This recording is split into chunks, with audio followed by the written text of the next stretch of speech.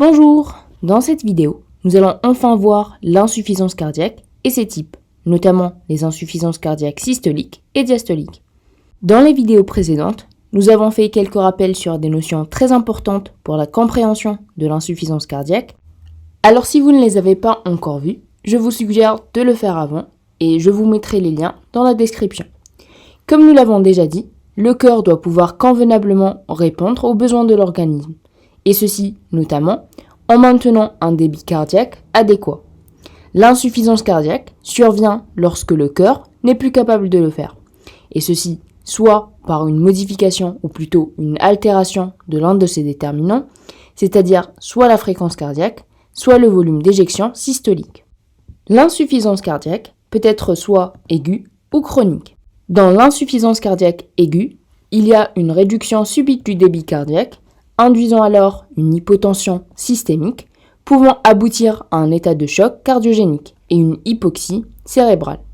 Cette insuffisance aiguë peut se voir par exemple lors d'un infarctus du myocarde important, dans la rupture d'une valve, dans la tamponnette cardiaque ou enfin dans l'embolie pulmonaire. Dans le cas d'une insuffisance cardiaque chronique, des mécanismes de compensation se mettent en place, tels que la tachycardie, la dilatation ou encore l'hypertrophie cardiaque, permettant alors de maintenir un débit cardiaque adéquat. Il en résulte souvent une pression artérielle bien maintenue et une accumulation d'œdème. Donc, lorsqu'on parle d'insuffisance cardiaque congestive, on désigne plutôt la forme chronique dans laquelle le patient présente une congestion de la circulation périphérique et des poumons, c'est-à-dire une augmentation de la quantité de sang contenue dans les vaisseaux pulmonaires qui se dilatent, ce qui aboutit souvent à un œdème.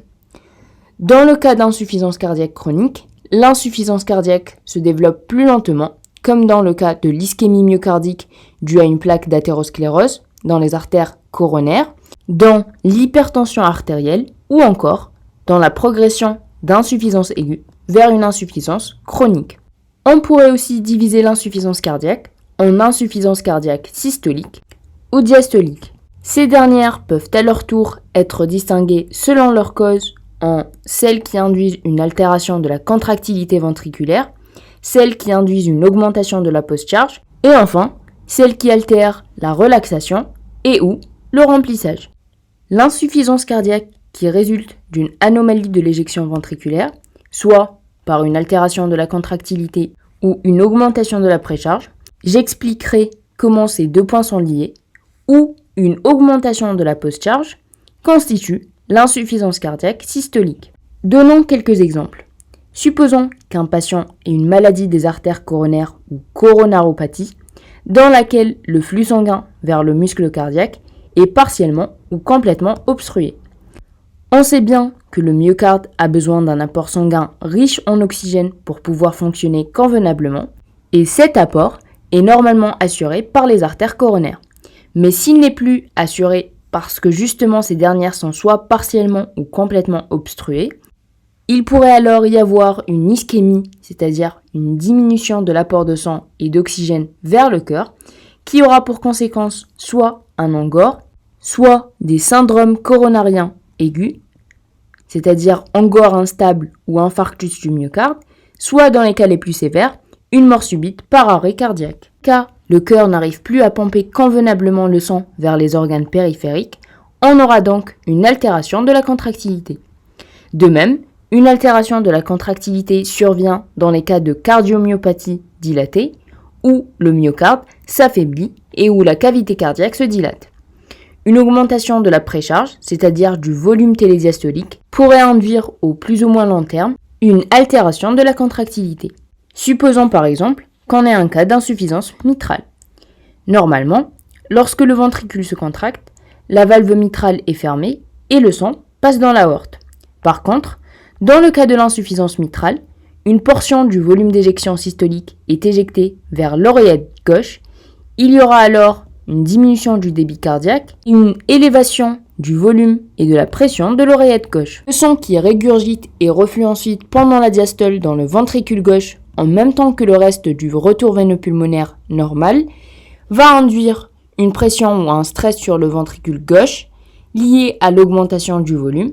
Et selon la loi de Frank-Starling, les myofibres du ventricule s'étirent, permettant d'augmenter le volume d'éjection systolique. Si cet état d'insuffisance mitrale devient chronique, le ventricule gauche subit des dilatations de compensation par une hypertrophie excentrique.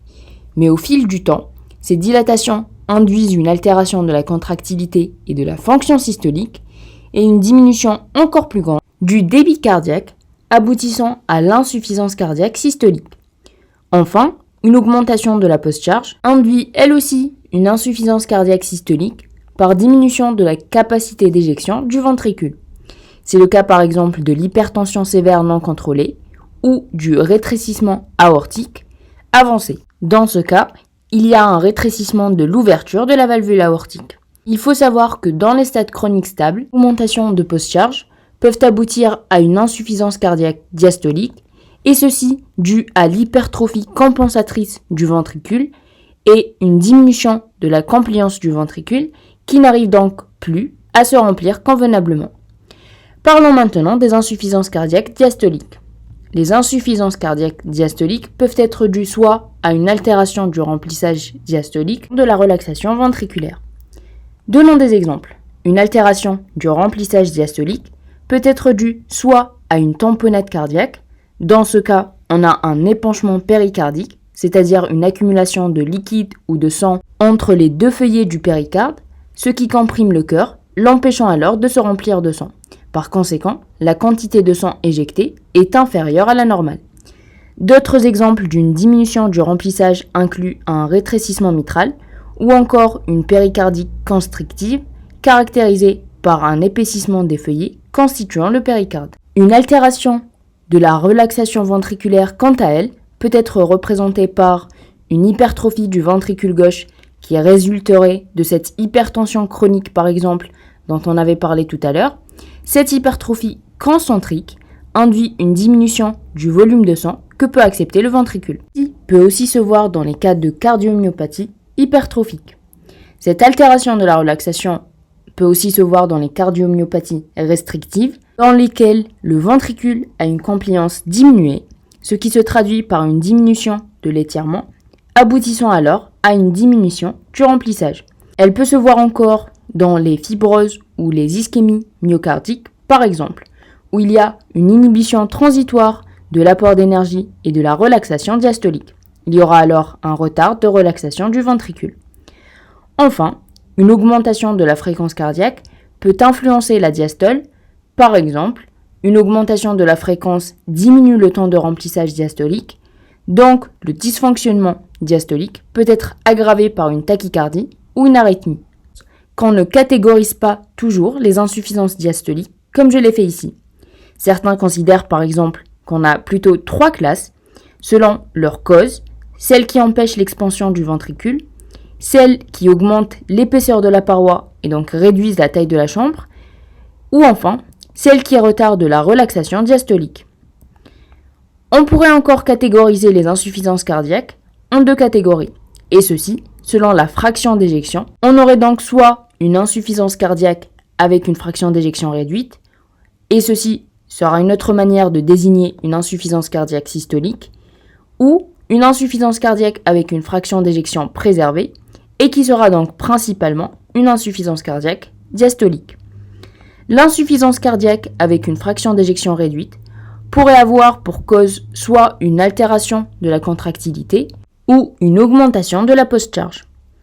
On pourrait illustrer par exemple l'altération de la contractilité, parce qu'elle est la principale cause de cette insuffisance, sur la courbe pression-volume, comme ceci. Relation pression-volume télédiastolique est déplacée vers le bas, de sorte à ce que le volume télésystolique est plus élevé, parce que l'éjection systolique a diminué. Rappelez-vous que le volume télésystolique est le volume de sang qu'on retrouve après la systole, c'est-à-dire après la contraction, dans le ventricule. C'est-à-dire qu'il y aura diminution du volume d'éjection systolique. Durant la diastole, le retour veineux et le volume télésystolique augmenté présent au niveau du ventricule vont constituer un volume télédiastolique plus élevé que la normale. Selon la loi de Frank-Starling, ceci augmente légèrement le volume d'éjection, mais comme la contractilité est altérée, le volume d'éjection télésystolique reste élevé. Donc, au total un volume télédiastolique plus ou moins élevé, mais un volume d'éjection diminué, c'est-à-dire que la fraction d'éjection est diminuée. Si c'est le ventricule gauche qui est atteint, la pression ventriculaire élevée qui persiste durant la diastole est transmise à l'oreillette gauche et qui va à son tour se transmettre aux veines et capillaires pulmonaires, aboutissant à une congestion pulmonaire et une transsudation. L'insuffisance cardiaque avec une fraction d'éjection préservée est quant à elle due soit à une altération de la relaxation diastolique ou une altération du remplissage. Vous pourrez trouver d'autres classifications. On pourrait voir dans la courbe pression-volume que dans la diastole, le remplissage se fait à des pressions plus élevées que d'habitude. Et on le voit sur la courbe par un déplacement vers le haut de la partie inférieure de la courbe. Dans ce cas aussi, les patients peuvent se manifester par une congestion vasculaire. Le volume d'éjection systolique est alors diminué, mais la différence dans ce cas, c'est que le volume télédiastolique est aussi diminué, ce qui aboutit à une fraction d'éjection plus ou moins préservée, n'est plus capable d'assurer les besoins de l'organisme, soit par une altération essentiellement de la contractilité ou augmentation de la post-charge, dans le cas d'une insuffisance cardiaque systolique, aboutissant à une fraction d'éjection réduite, soit par une altération du remplissage ou de la relaxation, aboutissant à une insuffisance cardiaque diastolique à fraction d'éjection préservée. Voilà, c'est tout pour aujourd'hui. J'espère que la vidéo vous a plu. Si vous avez des questions, n'hésitez pas à les mettre en commentaire ou à me les envoyer sur les réseaux sociaux. Et à la semaine prochaine.